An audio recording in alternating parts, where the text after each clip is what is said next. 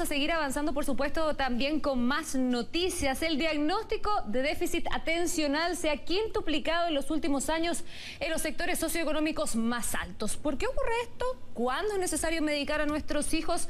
El siguiente reportaje intenta aclarar muchas dudas de un tema controvertido, pues lo más complejo es realizar un buen diagnóstico y medicar a los niños que realmente lo necesitan. Desde que tenía unos 3 meses más o menos. Se sentaba en el coche solo, a los 5 meses ya se paraba en la cuna, daba un poco de paso, y a los 9 meses ya caminaba, no paraba de caminar. ¿Y cómo fue cuando decidieron ya llevarlo a un doctor? Creo que fue en el minuto en que él pidió ayuda. Él en algún minuto nos dijo, por favor, papá, ayúdame que no logro quedarme quieto, no logro ver una película, no lograba disfrutar nada, ninguna actividad con nosotros. El caso de Tomás se distingue de la mayoría de los niños diagnosticados y tratados por déficit atencional. En este caso, sus padres buscaron ayuda médica producto de una observación directa de la conducta de su hijo desde que nació. En la actualidad, la mayoría de los niños que son diagnosticados con déficit atencional responde a una petición de sus profesores. Se ha tomado como una especie de relación causal. Protesta de la profesora, este niño no se concentra y molesta en la sala de clase, ¡pum!, médico y medicación. Entonces, frente a eso que los padres reaccionan, diciendo, bueno, mi hijo no es un enfermo, porque no es un enfermo tampoco. Es un niño que tiene una condición, y una condición en la medicina y en la pediatría no es una enfermedad. El niño tiene una manera de ser. Actualmente, la cantidad de niños de estrato socioeconómico alto diagnosticada con déficit atencional supera 5 veces a aquellos de sectores más vulnerables. Son niños que son tremendamente creativos, son niños que son de alguna manera muy curiosos, que son niños que tienen muchos recursos en el ámbito intelectual, que no necesariamente van a tener dificultades a nivel de aprendizaje ni de rendimiento escolar. El déficit atencional se detecta generalmente en primero básico, cuando los menores se enfrentan a la exigencia del rendimiento académico. En los niños se manifiesta más con hiperactividad, mientras que en las niñas suele presentarse con distraimiento. Ambas condiciones responden a la naturaleza propia de la infancia.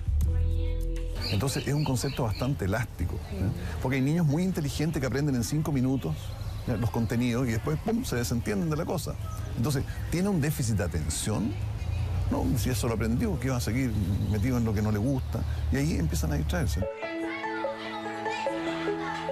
Es justamente porque ser impulsivos, curiosos y distraídos son actitudes propias de la infancia que es vital realizar un diagnóstico certero del déficit atencional. Y la heredabilidad del déficit atencional está cerca de un 70%.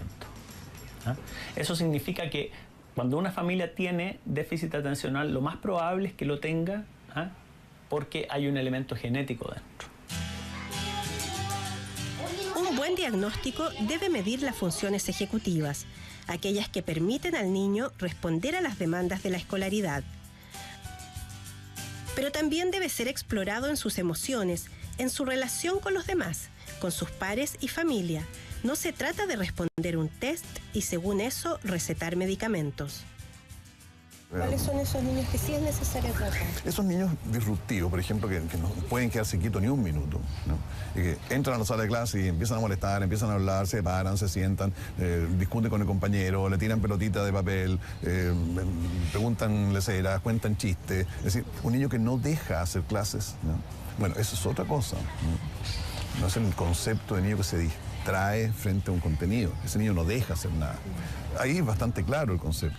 Ese niño tiene un déficit de atención con hiperactividad y con impulsividad. Eso sí que es fácil detectar. Pero los niños que uno ve así tratados, diría que es la minoría. Hay muchos niños que no rinde y no puede rendir por diversas causas. La principal es porque es inadecuado el sistema como se le está enseñando. Ese es el grueso de los niños medicados, no estos otros que yo les estoy diciendo.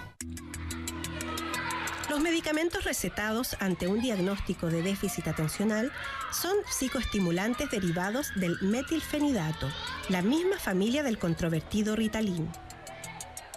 Los distintos nombres comerciales se diferencian por su forma de liberación, es decir, porque hacen efecto por distinta cantidad de horas. Bien indicados, estos fármacos no generan adicción porque son de liberación lenta, no son medicamentos curativos, solo aplacan los síntomas. Pero a muchos papás cuando le ofrecen dar medicamento, lo toman como con miedo. ¿Qué es lo que realmente hace el medicamento? En el cerebro del niño lo que hace el medicamento es que activa un sistema que se llama el sistema dopaminérgico. El sistema dopaminérgico lo que hace fundamentalmente es ponerte en on, ¿no es cierto? Te activa frente a algún estímulo o alguna cosa que tú deseas. Después apareció Concerta, que es metilfenidato, o sea, si metilfenidato se hace sinónimo de Ritalin, es como un Ritalin, ¿ya?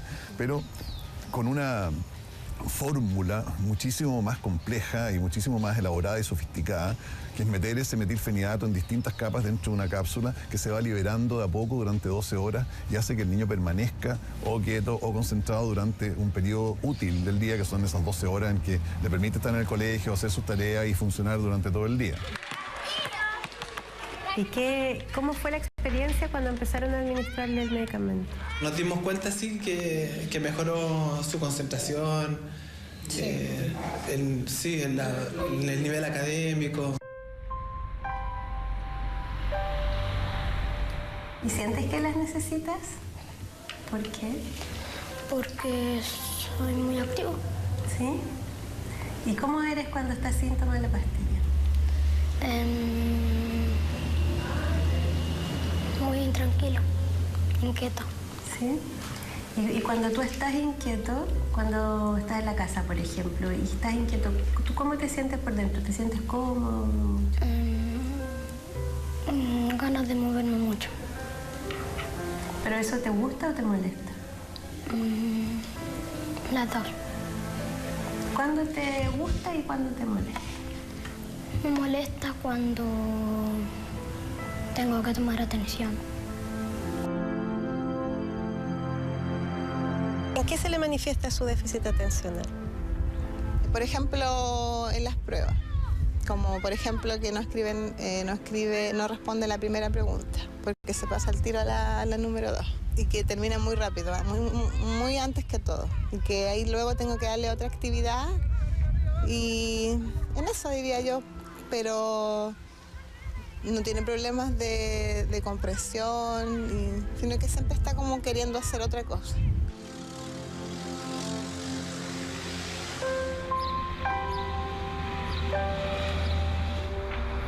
Lo que sí me llamó mucho la atención es que, claro, como él lo usaba solamente para estudiar, en las primeras vacaciones que tuvo dejó de tomarlas y comenzó con algunos tics nerviosos, pestañeaba o le costaba un poco hablar, se puso un poquito tartamudo.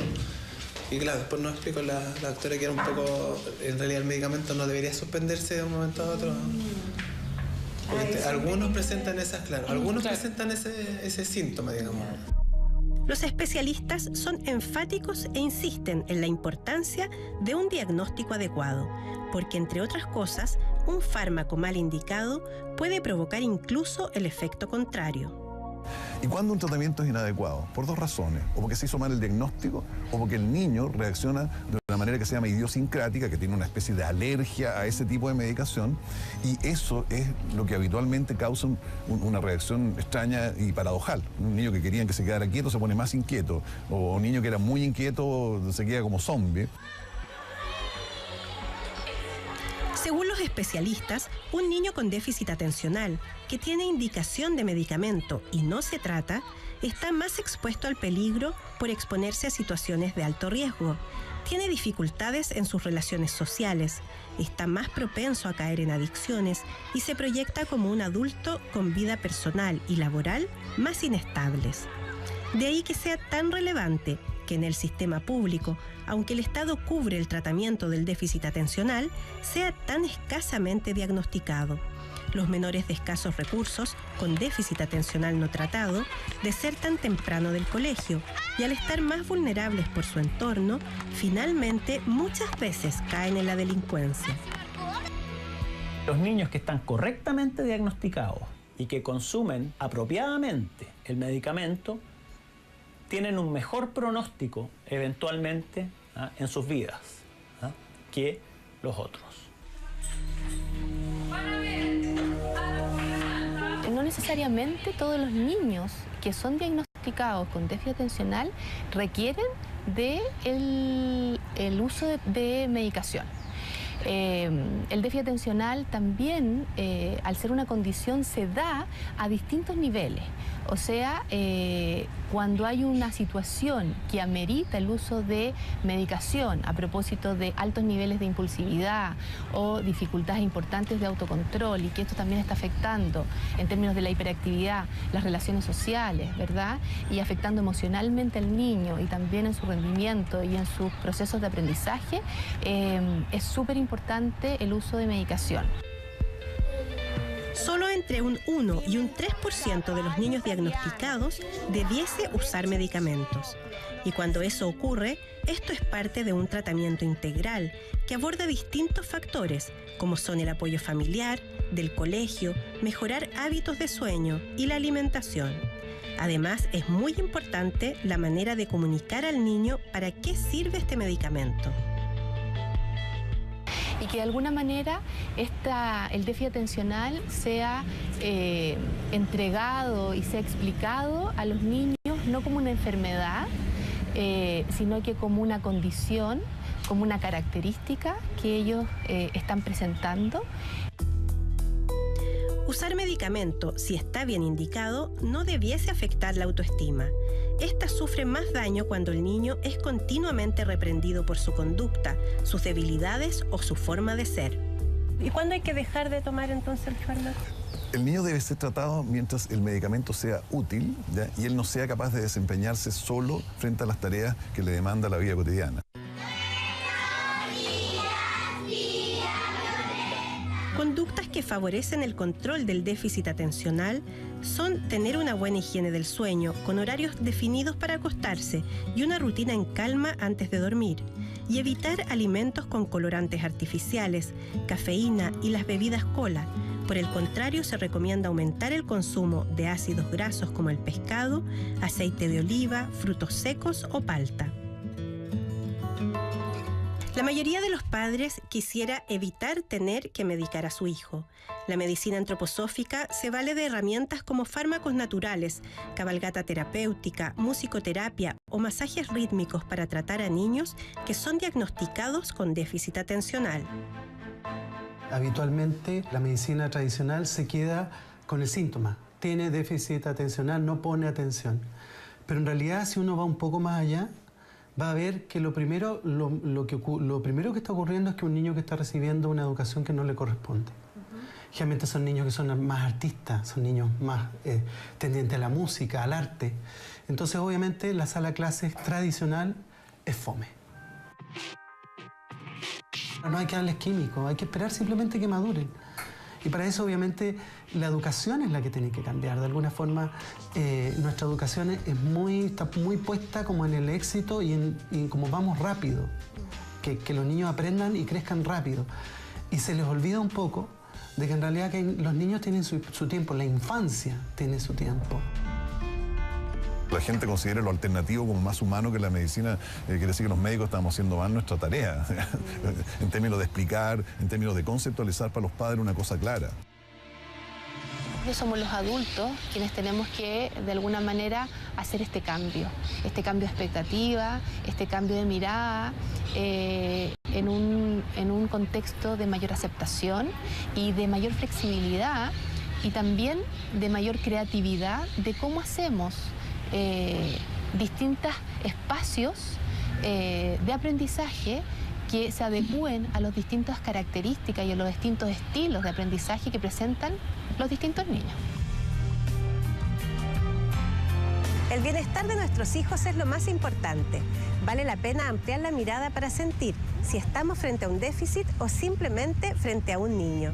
Pronto nos volveremos a encontrar en otro reportaje de Mejora tu Vida. Y otra vez la magia de Disney on Ice nos visita con un espectáculo que anualmente en Chile sorprende a 100.000 personas. En esta ocasión la novedad se concentra en las protagonistas de Frozen.